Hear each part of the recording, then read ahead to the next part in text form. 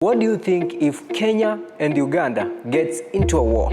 Well, recently, Ugandan President Mr. Museveni promised that there might be future wars between these two countries. In future, we are going to have wars. Why would he say that? Remember that Uganda is a landlocked country whereby if it needs to import things into their countries, they must use either Kenya or Tanzania. How do I export my products? That's why we have got endless discussion with Kenya, and then this one stops, then another one comes, then the railway, the pipeline, what we discuss. But that ocean belongs to me. Because where is my ocean? I am entitled to that ocean. In future, we are going to have wars. In the future, we are going to have wars. How can you say that you are in a block of flats, that the compound, there's no way you can say, so may I just go, these people, you are really endangering yourself. How can you have a situation like this? Uganda is landlocked inside here. But where is my ocean? My ocean is the Indian Ocean. No, it's wrong. So, here is the twist. Why is Museveni threatening Kenya and not Tanzania? After all, Uganda also uses Tanzanian ports too. Tanzania gives it another route to the sea, yet Museveni rhetoric has focused on Kenya's coast. Is it just political theater or is it a deeper motive at play? Some analysts suggest that this is less about trade and more about geopolitics and symbolic power. I will not comment much on what His Excellency President Museveni said with respect to our oceans, but I believe very much that he does have a fairly great understanding. On Kenya's government, the officials seem to have ignored what Museveni is saying, and they take those words as a null and void and nothing to be serious about. Meanwhile, ordinary Kenyans online through TikTok and other social media pages are making comedy of it. Everyone giving their comments about it and discussing about it in a comedic way. These are some of the comments from social media by the Kenyans. Uganda kitu wako nayo wanaweza zidi Kenya, labda matoke. Unajua matoke? Matoke imejaa na mapera. Lakini matoke ndio wanaweza zidia Kenya.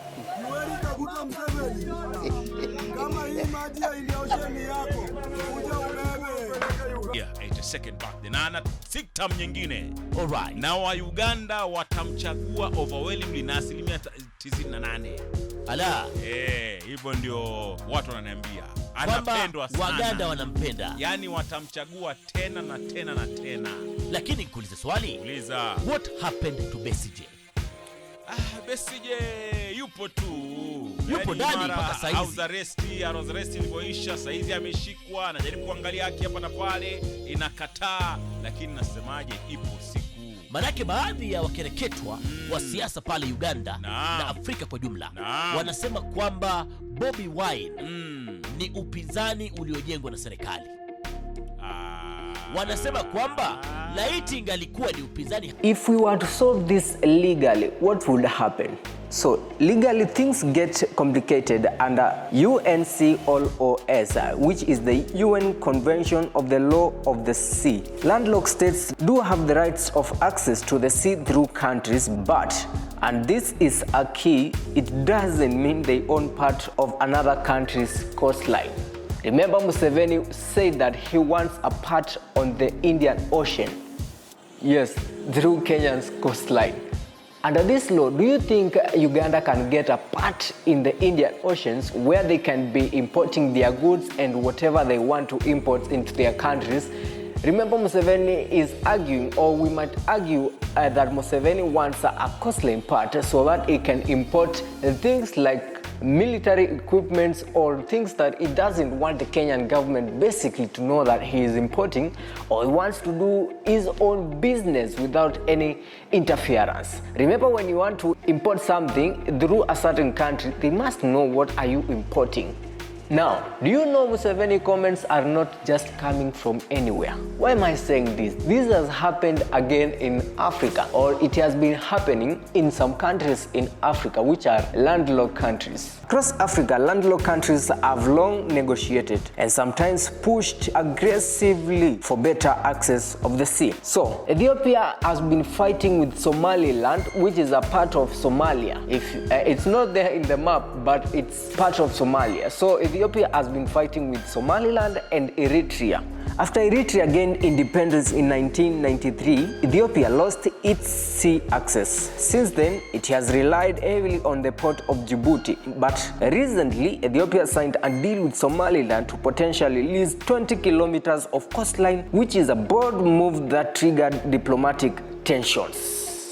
In West Africa, landlocked countries like Mali and Niger have backed initiatives to use Atlantic ports in other countries. They don't demand land, they demand transit corridors that's similar to what Uganda may really want. But Uganda doesn't want a corridor, it wants to own a part of coastline in Kenya. In Southern Africa, some countries like Malawi and Zambia have explored using river corridors through Mozambique to reach the sea. These are legally complex but show how creative and persistent landlocked nations can be. These cases show there is precedent but also strong limits. Most of these moves happen through diplomacy, leasing agreements, or transit treaties. So what risk could happen if Uganda decides to escalate this? There are several risks that could happen. Number one of the risks are like economic risk.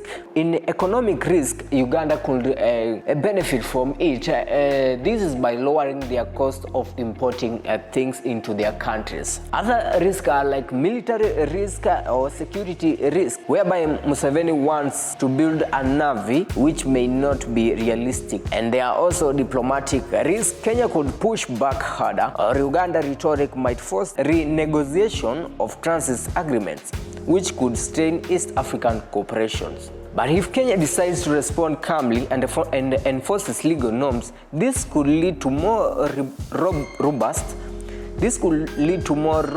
regional dialogue and long-term integration rather than conflicts. So what do you think about Museveni's comments about his needs of accessing sea and owning some part of Indian Ocean coastline, especially in the Kenyan side, which at this case is Mombasa? Should Kenya grant Uganda a control of part coastline in Mombasa? Or what do you think? Let me know in the comment section. My name is Joseph Kilo and this is Nomad Africa. If you like this video, give it a thumbs up, and if you didn't, still give it a thumbs up. Hope to see you on the next one.